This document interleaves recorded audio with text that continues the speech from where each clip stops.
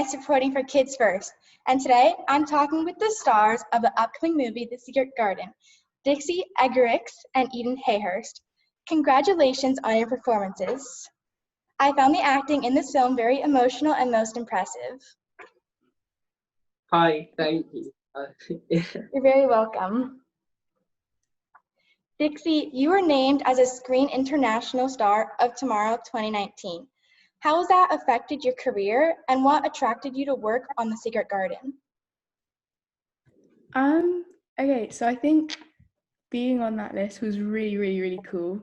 You know, I really quite the honor, you know.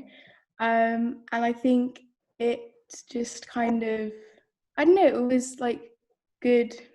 It kind of reminded me why I'm doing it, you know, because I like it. And I think what attracted me to The Secret Garden was just because, like, the script, what they did with the script, in my opinion, I really liked it, you know. I thought their adaptation of the book was really good. It kind of kept true to the story, but it modernized it a little bit, if you know what I mean. But yeah. Yeah, I really enjoyed this script as well. It was very interesting, and it went really well with the book since I'm a big fan of the childhood series. Good, I'm glad. What about you, Edan? What drew you to this film? I think the script was brilliant. We only got a snippet at the beginning when we were asked to self-tape, and me and my dad, we sat down and we loved it. So we sent off an audition tape, and you know, yeah. Great. One of my favorite scenes in this film is when Mary meets a new character, the dog named Jemima, who later becomes Hector. Dixie, you play such a complex character in this movie. What's your favorite scene? Ooh, that's a good one. I think probably, even though it's kind of hard to pick a favorite scene, I think probably my favorite is the one at the end, if you've seen the film, where it was a really hot day, and there was this lake, and we were all swimming in the lake. It was really fun. It was a really good experience. I think that would probably be my favorite scene to film. Yeah, I love that scene. So, Edan, did you learn any new skills for this movie or on set? Yeah, completely. I had to work with people who were just brilliant, you know, like Judy Walters and Colin Firth and Marc Munden and everything. We had a great cast and crew to work with, so just naturally learned a lot about filming and yeah. What about your accent? Did you have to learn that, or does it just come naturally to you?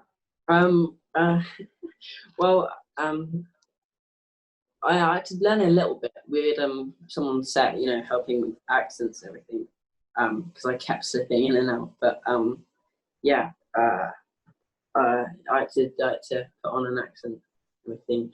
But what was quite hard was learning to you know, act physically disabled and that. So yeah.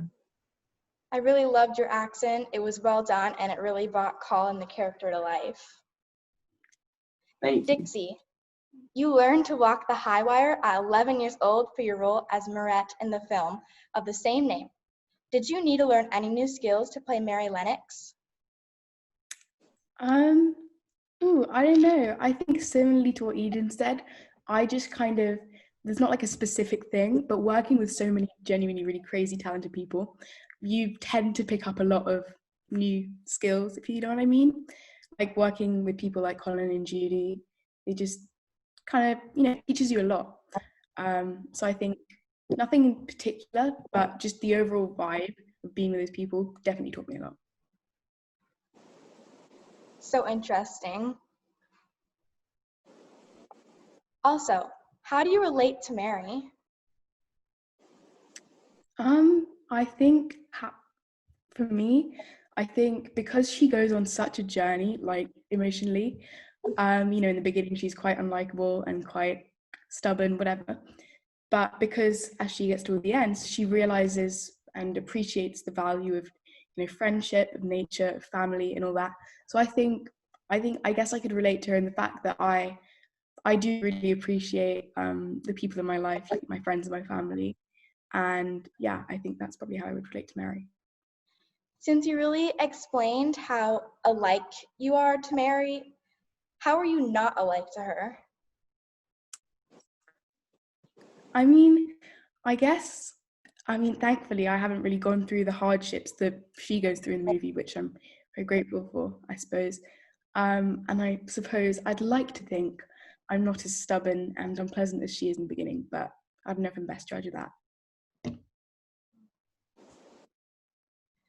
I enjoyed the verbal exchange of insults between both your characters. Eden, did it help that you and Dixie have worked together before this film? Well, yeah, we actually we worked on the same TV series, but we hadn't met each other before an audition together. So it was actually the first time. But you know, I think we had quite a connection already. So we were good at throwing insults at each other.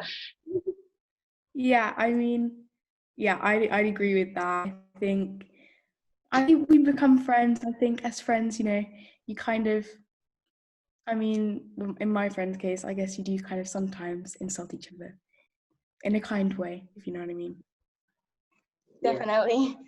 Next, for Dixie, nature is such an important character in the movie. Have your thoughts of spending time outdoors changed from making this film? Definitely, 100%. I think, definitely myself included, we don't really, on the whole, appreciate nature as much as we should, and I think after filming it, especially filming in all these gardens and locations, it definitely reminded me that I should probably spend more time outside, get off my phone a little bit more.